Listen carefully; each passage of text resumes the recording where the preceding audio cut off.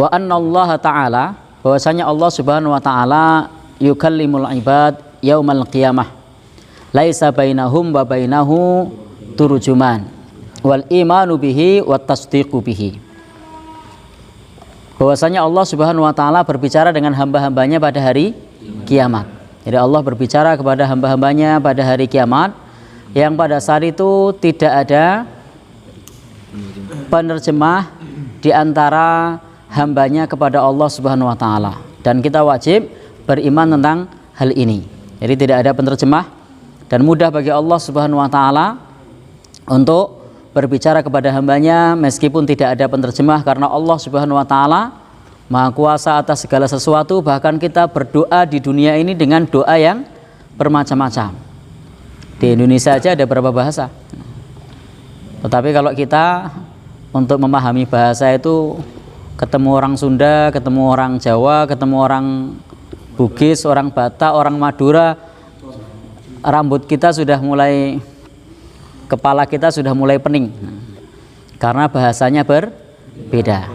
Baik, intinya nanti Allah Subhanahu wa taala akan berbicara kepada hambanya, dan sifat kalam, sifat Allah itu berbicara, itu sudah kita bahas di kesempatan yang lalu, bahwasanya Allah Subhanahu wa taala punya sifat kalam, berbicara, dan ini tidak menyelisih keagungan Allah Subhanahu wa taala. Kita tidak perlu menolak sifat kalam. Ini tidak menyelisih keagungan Allah, tidak mengurangi keagungannya. Tetapi yang perlu kita pahami, kalamnya Allah tidak sama dengan kalamnya hamba.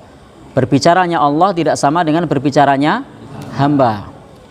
Dalam Al-Quran juga sudah dijelaskan wa kallamallahu Musa taklima, bahwasanya Allah Subhanahu wa taala benar-benar berbicara kepada Musa. Tidak perlu ditakwil, tidak perlu diganti harokat. Kalau orang-orang Mu'tazilah kan qiraatnya beda. Bukan wa kallamallahu, tapi wa kallamallaha Musa taklima. Sehingga maknanya Musa berbicara kepada Allah Subhanahu wa taala, benar-benar berbicara. Itu versi Mu'tazilah. Kalau kita sudah jelas riwayatnya adalah wa kallamallahu Musa, ya sudah, berarti Allah Subhanahu wa taala berbicara. Dan kita juga sama-sama tahu Al-Qur'an adalah kalamullah. Al-Qur'an adalah firman Allah. Al-Qur'an adalah perkataan Allah. Itu keimanan Ahlus Sunnah wal Jamaah. Beda dengan orang-orang Mu'tazilah. Al-Qur'an itu menurut mereka adalah makhluk. Al-Quran itu terpisah dari Allah, ia adalah ciptaannya, bukan kalamnya, kata orang-orang Mu'tazilah. Tapi kalau kita meyakini bahwasanya Al-Quran adalah kalam Allah, ada banyak dalil tentang hal tersebut, sudah kita kaji di kesempatan yang lalu. Jadi di sini intinya Allah Subhanahu wa taala nanti akan mengajak kepada hambanya untuk berbicara. Akan mengajak hambanya untuk berbicara. Maka nanti kalau kita menjumpai hadis-hadis yang lain, ada banyak hadis yang menjelaskan ada di antara hamba Allah yang mereka tidak diajak bicara. Di antara bentuk kemurkaan Allah kepada hambanya, hamba itu tidak diajak bicara. La yukallimuhumullah wa la yuzakkihim wa lahum adzabun alim. Ini firman Allah, mereka tidak diajak bicara oleh Allah, mereka tidak disucikan oleh Allah, dan mereka disiksa dengan siksaan yang pedih. Kepada siapa ini misalnya ayat ini? Ya, mereka yang menjual ayat-ayat Allah dengan murah. Maksudnya mereka bukan minta bayar murah, bukan, tetapi mereka menggadaikan agamanya hanya untuk kepentingan dunia. Maka di situ disifati tidak diajak bicara oleh Allah Subhanahu wa taala. Sehingga di sini Allah punya sifat kalam. Dan nanti benar-benar orang-orang itu, orang yang beriman, akan diajak bicara oleh Allah Subhanahu wa taala. Mereka akan diajak bicara oleh Allah Subhanahu wa taala, dan tidak ada penerjemah di situ. Maka di sini adalah wal imanu bihi wa tasdiqu bihi. Kita hendaknya beriman tentang Allah Subhanahu wa taala mengajak bicara kepada hambanya, dan juga kita membenarkannya. Dalam hadis yang lain juga ada orang-orang yang tidak diajak bicara. Misalnya hadis apa? Orang tua yang berzina. Ya, orang tua yang berzina juga tidak diajak bicara oleh Allah, sayyibuz zani. Kemudian lagi siapa? Ya, orang miskin yang sombong juga tidak diajak bicara oleh Allah Subhanahu wa taala. Jadi sudah miskin, sombong. Jadi apa yang dibanggakan? Maka wajar kalau tidak diajak bicara oleh Allah Subhanahu wa taala. Masih lagi? Siapa lagi? Ya? Masih ada lagi? Penguasa berdusta. Ya? Termasuk. Misalnya yang diajak bicara oleh Allah Subhanahu wa taala tidak diajak bicara misalnya orang-orang yang musbil. Musbil? Ya. Siapa lagi? Ya. Ya? Isbal ya. Kemudian siapa lagi? Ada banyak hadis-hadis yang menjelaskan kepada kita orang-orang yang kelak tidak diajak bicara oleh Allah Subhanahu wa taala. Orang yang menarik lagi pemberiannya. Kalau syirik sudah jelas mereka ya. Syirik itu sudah jelas. Orang syirik, orang kafir itu ya, sudah jelas itu. Level pendapatmu dinaik. Ya. Baik. Maka dalam hadis sahih muttafaq alaih ma minkum min ahadin illa sayukallimuhu rabbuhu. Jadi tidak ada seorang pun dari kalian melainkan akan diajak bicara oleh Allah. Loh tadi katanya ada yang tidak. Inilah pentingnya kita memahami hadis umum dan hadis khusus. Ini adalah umum.